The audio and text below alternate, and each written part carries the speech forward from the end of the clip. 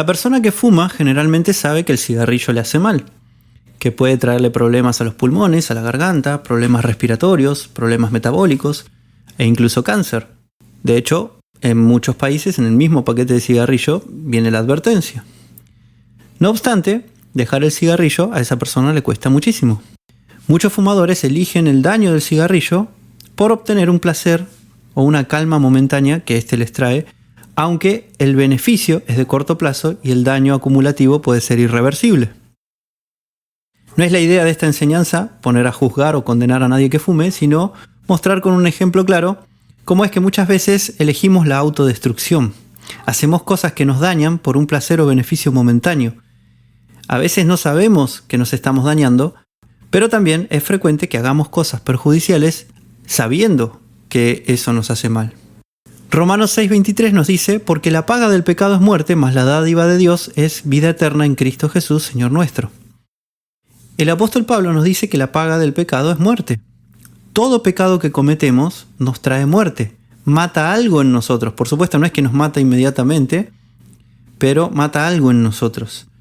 Todo pecado nos genera un daño a nivel físico, a nivel mental o a nivel espiritual. Por eso podemos decir que cada vez que elegimos pecar, estamos eligiendo la autodestrucción, nos estamos haciendo daño a nosotros mismos. Pero ¿por qué elegimos hacer cosas que ofenden a Dios y nos dañan a nosotros o incluso a otros? ¿Es porque tenemos el deseo de dañarnos o de dañar a otros o de ofender a Dios? No. El problema es que muchas veces esas acciones pecaminosas satisfacen deseos de nuestro interior. Primera de Juan 2:16 nos dice: porque todo lo que hay en el mundo, los deseos de la carne, los deseos de los ojos y la vanagloria de la vida no proviene del Padre, sino del mundo. Efesios 6:12 también nos dice que no tenemos lucha contra sangre y carne, sino contra huestes espirituales de maldad. Dios nos creó para desear cosas buenas, pero el diablo y otros espíritus de maldad están en el mundo influyendo nuestros pensamientos y tentándonos para que cometamos pecados. El nombre diablo viene de una palabra griega que significa calumniador, lo cual describe la forma en que él actúa. Él calumnia a Dios, miente para que creamos que los caminos del pecado son mejores y más placenteros que los caminos de Dios. Entonces el diablo y sus huestes influencian nuestras mentes para seducirnos hacia lo malo. No es que él está directamente susurrándonos tentaciones todo el tiempo, sino que de alguna forma que no llegamos a comprender del todo, logra implantar en nosotros esos deseos o impulsos hacia el pecado que en cada persona puede ser diferente. Algunos van a tener un deseo más hacia el alcohol, otro hacia las drogas, otro hacia la pornografía, otros hacia los videojuegos, otros hacia relaciones sexuales ilícitas, pero también hay pecados que son más sutiles y que no son tan mal vistos a los ojos de las personas. Por ejemplo, el exceso de trabajo, la mala alimentación, la pereza, la falta de interés por las cosas de Dios, la búsqueda desmedida de dinero, de fama o de prestigio. Todas estas cosas también son pecados, también hacen daño, pero quizá son un poco más difíciles de notar a simple vista. Santiago 1:13 al 15 nos dice que Dios no nos tienta con el mal, sino que nosotros somos tentados desde la conscupiscencia. Esta palabra en griego es epithumia, que simplemente se refiere a un deseo intenso. A veces tenemos deseos intensos por cosas buenas, pero también tenemos deseos intensos por cosas que después nos llevan al pecado. Además, Jeremías 17:9 nos dice que el corazón es engañoso.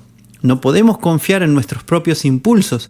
Por eso Dios dejó su palabra para que aprendamos a diferenciar lo bueno de lo malo. Y en Romanos 7:7 Pablo dice que él no sabría que la codicia es pecado si la ley de Dios no lo dijera. O sea que las leyes de Dios nos muestran el corazón y la intención de Dios para que aprendamos a distinguir lo bueno de lo malo. No obstante, el diablo también usa la ley de Dios para tentarnos a romperla. Pablo en Romanos 7:11 dice que el pecado tomó ocasión por el mandamiento y lo engañó y por medio de él lo mató. El pecado en Romanos 7 es usado mediante una figura de personificación que simboliza la acción del adversario, del diablo mismo, porque él conoce la ley de Dios y por eso busca que nosotros rompamos esa ley. Quiere que hagamos todo aquello que Dios no quiere que hagamos. Y para eso utiliza el engaño. El enemigo nos hace creer que ese pecado no es tan malo, o que no nos va a hacer daño, o que lo vamos a disfrutar, y que puede ayudarnos a calmar los nervios, a distraernos, a desconectarnos de la realidad, a tener un placer momentáneo. Y es así que a través de estas cosas nos termina matando, porque, como vimos, la paga del pecado es muerte. Por eso muchas veces terminamos haciendo aquello que no queremos hacer. En Romanos 7, 18, el apóstol Pablo dice: yo sé que en mí, esto es en mi carne, no mora el bien, porque el querer el bien está en mí, pero no el hacerlo. Porque no hago el bien que quiero, sino el mal que no quiero, eso hago. Y si hago lo que no quiero, ya no lo hago yo, sino el pecado que mora en mí. Así que queriendo yo hacer el bien, hallo esta ley, que el mal está en mí. Porque según el hombre interior me deleito en la ley de Dios, pero veo otra ley en mis miembros que se rebela contra la ley de mi mente y que me lleva cautivo a la ley del pecado que está en mis miembros. Miserable de mí, ¿quién me librará de este cuerpo de muerte? Gracias doy a Dios por Jesucristo, Señor nuestro, así que yo mismo con la mente sirvo a la ley de Dios, más con la carne a la ley del pecado. Como cristianos, todos queremos hacer la voluntad de Dios, y nuestro máximo deseo es andar perfectamente, como anduvo Cristo. Pero nos damos cuenta que muchas veces terminamos haciendo el mal que no queremos hacer, como dice Pablo acá. Pablo describe este mismo conflicto y cómo esa lucha interna nos hace sentir miserables, nos hace sentir indignos, porque nos damos cuenta cuánto nos cuesta mantenernos en santidad. Nos damos cuenta que muchas veces elegimos esa muerte, esa autodestrucción. Pero después Pablo agradece a Dios porque dice: por medio de la fe en Jesús, nosotros sabemos que Dios nos libró de la consecuencia final del pecado, que es la muerte definitiva en el lago de fuego. No importa cuántos pecados cometamos, si hemos hecho a Jesús Señor, vamos a vivir para siempre en el reino venidero. No obstante, eso no es excusa para pecar, porque el pecado, aunque no nos traiga la muerte perpetua, sí nos trae consecuencias en el tiempo presente. Si queremos vivir con mayor plenitud en el presente, alejándonos de todo aquello que nos daña, tenemos que procurar andar en la voluntad de Dios, sin pecado, aprendiendo cómo es que Dios quiere que vivamos, siendo responsables con nuestras vidas, siendo responsables con nuestro cuerpo, con nuestra mente, con nuestra alimentación, y nunca usar la gracia de Dios como excusa para seguir andando en pecado. Romanos 6:11, para terminar, nos dice: así también vosotros consideraos muertos al pecado, pero vivos para Dios en Cristo Jesús, Señor nuestro. No reine pues el pecado en vuestro cuerpo mortal, de modo que lo obedezcáis en sus concupiscencias.